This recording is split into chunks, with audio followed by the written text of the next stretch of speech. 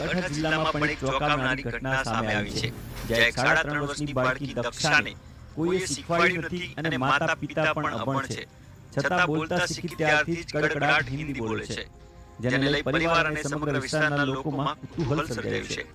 આ બાળકી દાવો કરી રહી છે કે તેનો પુનર્જન્મ થયો છે અને તે 24 વર્ષ પહેલા ભૂકંપમાં મૃત્યુ પામી હતી.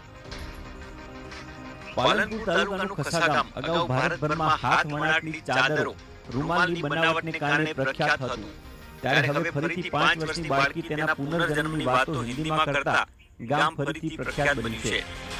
ખસા ગામમાં ખેતરમાં ભાગ્યા તરીકે કામ કરતા જેતાજી ઠાકોરને સંતાનમાં એક દીકરો અને 2 દીકરીઓ છે, જેમાં સૌથી નાની 4.5 વર્ષની બાળકી દક્ષા બોલતા શીખી ત્યારથી હિન્દીમાં બોલવા લાગી હતી. તેને કંઈ પણ જોઈએ તો હિન્દીમાં જ બોલતી હતી, જેમ કે પાણી જોઈએ તો માં મુझे પાણી દે. તેની માતા ગીતાબેન અભણ હોવાથી તેઓને કઈ